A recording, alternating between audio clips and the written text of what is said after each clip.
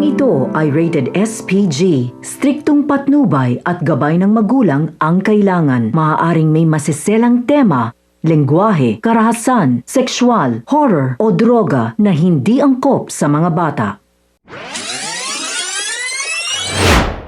Mga kapamilya at welcome back. Narito ang mga dapat nating abangan sa FPJ's Batang Quiapo. Papunta na sina Boss Divina sa lugar ng transaksyon ng droga para harangin ang shipment. Inaantay na lang nila ang hudyat ni Tanggol para sila ay sumugod. At para matapos na ang transaksyon ng droga, hindi na nga nagdalawang isip ang mga Montenegro na bayaran na sina Mr. Con sa halagang 300 million pesos na kanilang napag-usapan. Sa puntong ito ay nag-iba ang ihip ng hangin sapagkat sinabi ni Mr. Con na kalahati lang ang binayaran ni Ramon sa kanilang produkto. At dahil sa kagustuhan ni Mr. Con na maubos ang kanilang produkto dahil kalahati nga lang ang nabili ng mga Montenegro, ay sinabi niya na ibibenta niya ang kalahati sa iba. Dito na nga naglaki ang boses ni Tanggol dahil inakala niya na sila lang ang pagbibentahan ni Mr. Con at hindi nila inaasahan na meron pala itong ibang kausap.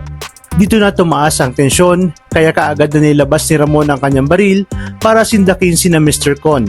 Sinabi naman ni Ramon na ginamit lang siya ni Mr. Con at Veronica para maipasok ang kanilang produkto. At nang binantayan na nga ni Tanggol ang nangyayari sa kanyang paligid, sa pamamagitan ng CCTV ay nakita niya ang grupo ng NADCOM na gusto mumasok para magsagawa ng inspeksyon sa kanilang produkto. Kaya naman agad siyang nagsumbong sa kanyang nakita. At ang dahil sa ginawang inspeksyon, napaghinalaan ni Ramon Montenegro na si Mayor Roberto ang tumimbre sa NADCOM para masakote ang kanilang mga produkto. Kaya naman nagmadali siya at agad na pinuntahan si Mayor Roberto para kumprontahin ito. At hindi maiwasan ng dalawa ang magsuntukan at tumaas pa ang tensyon ng makialam si Miguelito na siyang hindi naman pinalagpas si Tanggol. Sinabi ni Mayor Roberto na dapat noon pa man ay kung malas na siya sa kanilang organisasyon.